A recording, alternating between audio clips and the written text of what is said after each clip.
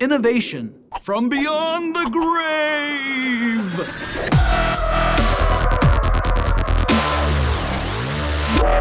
Futurologists are always talking about how new technologies and discoveries in science might one day help us cheat death. Maybe we'll be able to create an AI that can cure all known diseases, or we'll be able to use biotechnology to dial back the aging process, or we'll be able to put our brains into computers and achieve digital immortality.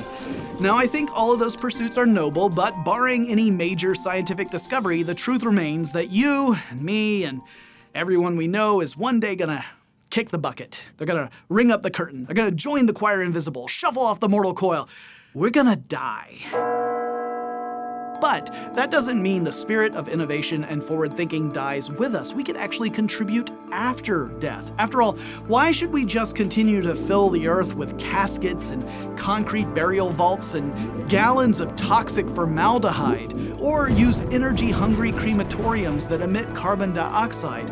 Couldn't we find other ways to deal with our remains? Well, if you want to do death differently, I've got some options for you. One popular idea comes from an Italian group called Capsula Mundi, and their idea is to bury a body in a pod and place it beneath a growing tree. That way, the tree's roots can draw nourishment from you, which is kind of a nice idea.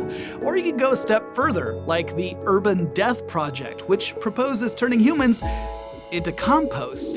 The way it would work is your body would be brought to a facility where over a time it would be turned into nutrient-rich soil.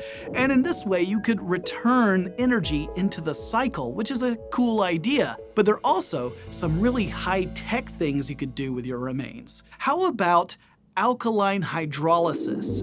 In this process, you would submerge the body in a solution of water and lye, and then heat that up to 300 degrees Fahrenheit.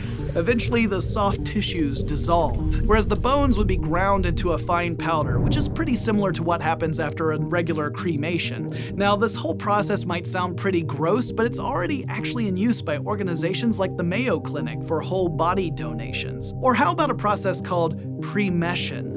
Now, in this approach, the body is submerged in liquid nitrogen and frozen solid, and then placed into a container that is vibrated at a frequency to shatter the body into a fine powder.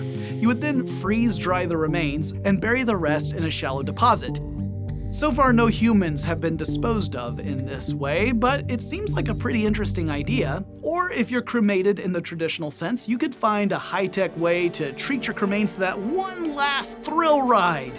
You know, you could send part of them up into space. That's what Timothy Leary and Gene Roddenberry had done with some of their cremains.